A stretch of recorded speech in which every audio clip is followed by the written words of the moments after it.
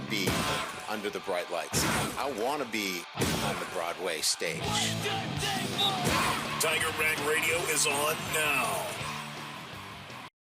Back here on Tiger Rag Radio, Jeff Palermo along with Glenn Gilbo and Todd Horn as we move into hour number 2. All right, Verge is joining us now. Verge Ausberry, of course, the former LSU linebacker and now executive deputy athletic director for LSU and the executive director of external relations for LSU. Verge, thanks a lot for joining us. I know you got to be very excited about your son, Jaiden. First of all, how big of a thrill was it on Thursday to see him recover that fumble early in the game against the Georgia Bulldogs in the Superdome? You know, I missed the play, really. I don't know what I was doing, and my wife and son started jumping up. My other son, other people started jumping and saying, that's Jaiden, that's Jaiden. I looked down and say, yeah, that is him. I looked at the TV screen and say, that's him. Were you getting a hot dog, Verge? I don't know what I was doing. I wasn't paying attention to that part of the game. I was like, well, you know, if they score here, you have to make another. The offense have to make a play to score to counter it.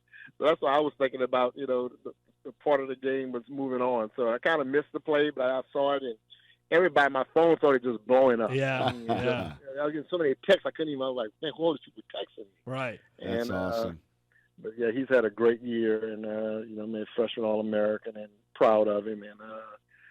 He's done very well academically there and a finance major. So I'm just so proud of him. And my other son, he's here and he's doing very well in the finance major. So that's the most important thing to me and to his their mother, you know, outside of football, how they do academically and what it's really about. It's not a 4, 5, 10-year thing. This is a 40-year decision. Right. Well, before we go any further, I have to bring it up, obviously, what happened on New Year's Day in New Orleans. So what was that day like for you, Verge? Were you heading down to New Orleans on New Year's Day, or were you with your family or your son on New Year's Eve night?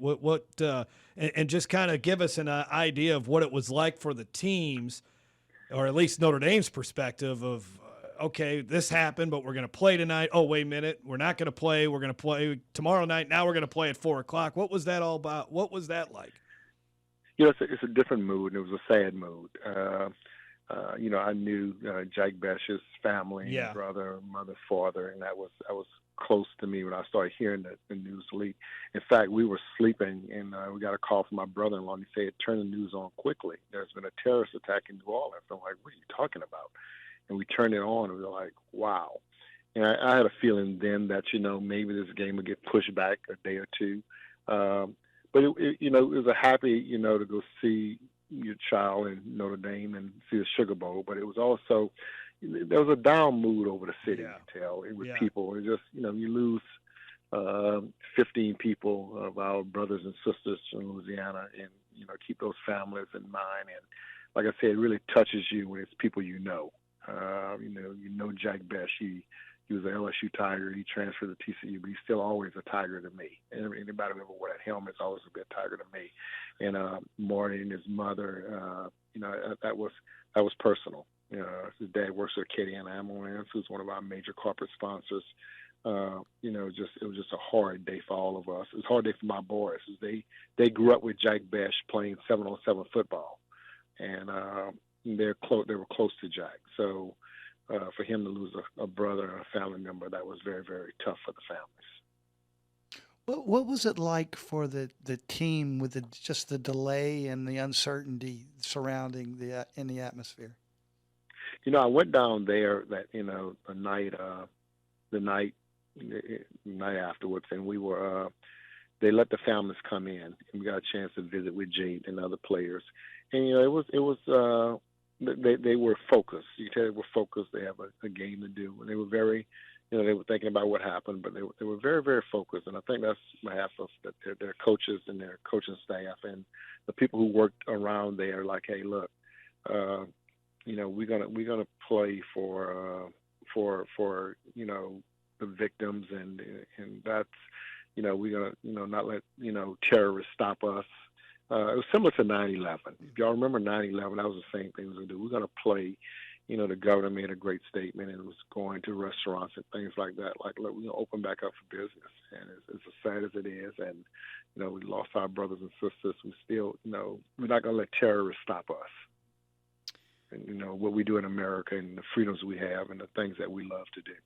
Hi, I'm Mike Munderland, and we're here to smash the capital city's trash.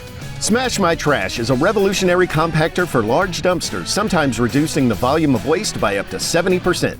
This means fewer hauls per month and big savings for your business. Fewer hauls and compacted waste will also result in a positive impact on our community and our environment by taking up less space in our local landfill sites. Schedule your company's free demo today. Call 225-497-0101.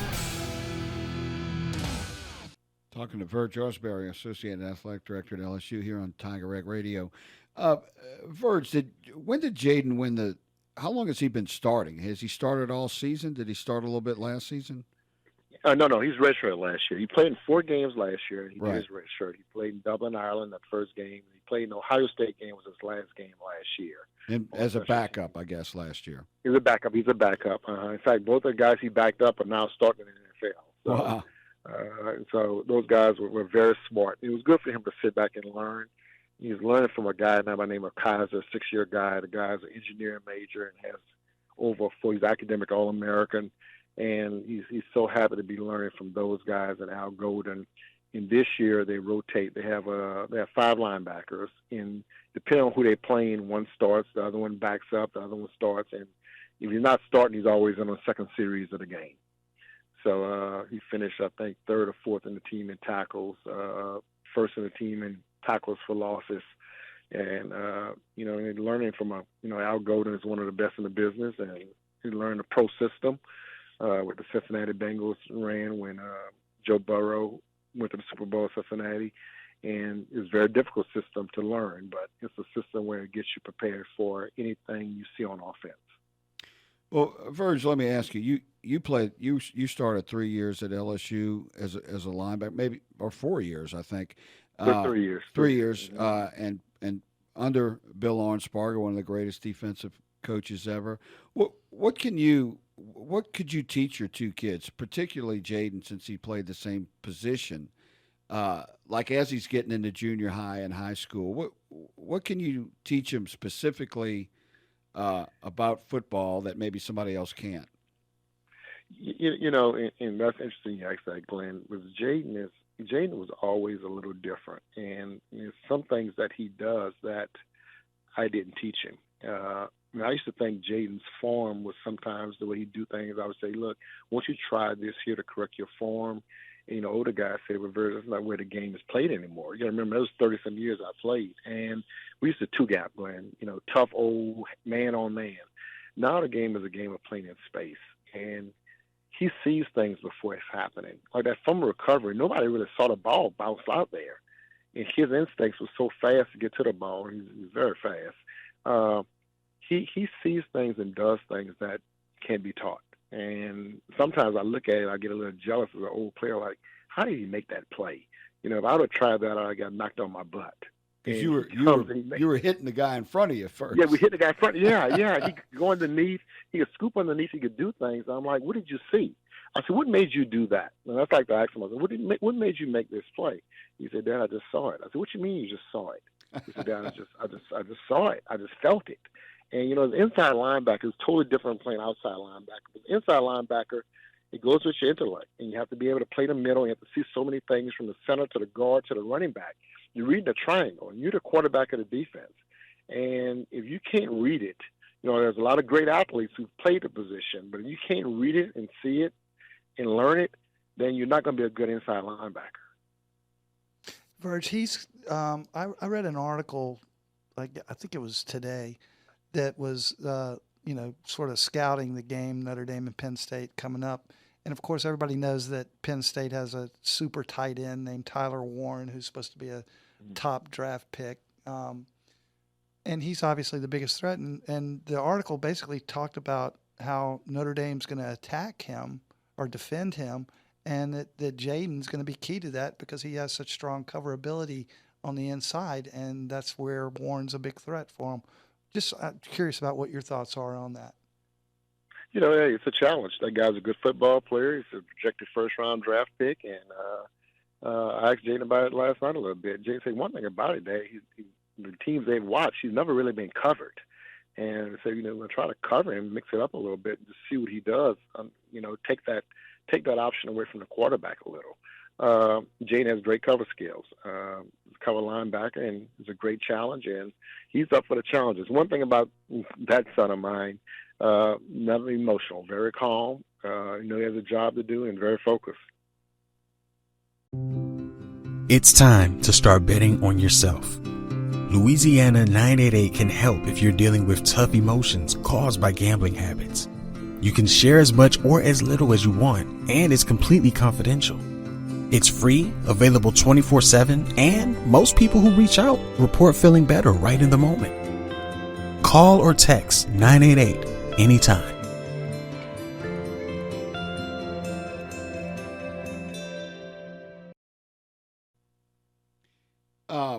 How many games have you been able to see in person the last 2 seasons of Jaiden, Verge?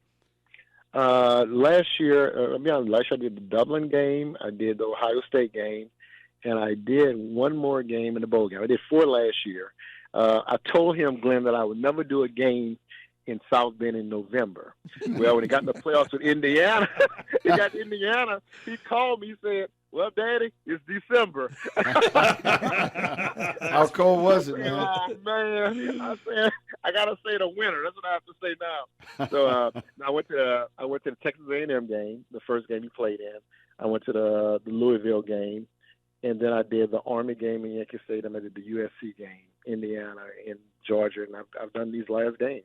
Yeah, that's That's cool. awesome. You got the best of both worlds. You got one son where you went to school, and you got another son somewhere else. That's what Archie did. Eli at Ole Miss, Peyton at Tennessee. So you heading to Miami, I assume, right, Verge?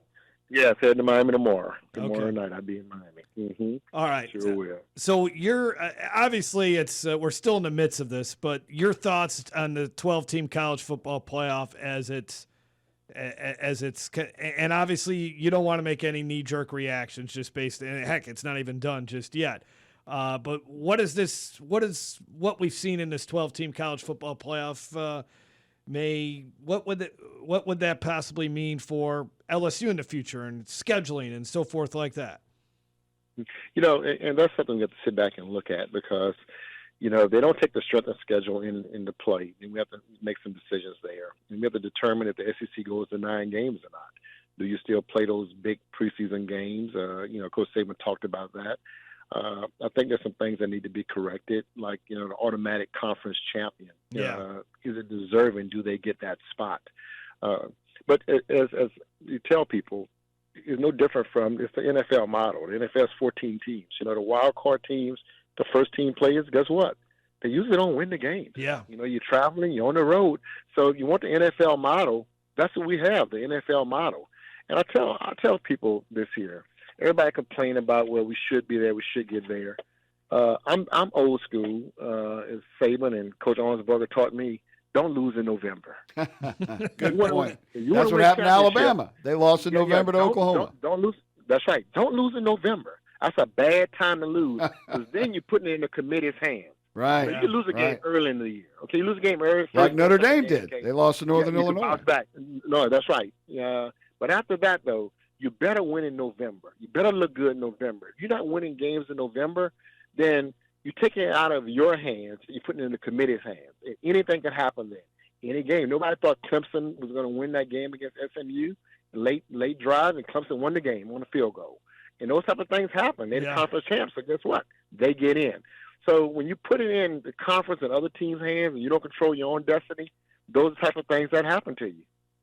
Verge, thanks a lot for your time, man. Have a blast in Miami, and maybe you'll be in Atlanta in a couple of weeks as well. We appreciate your time.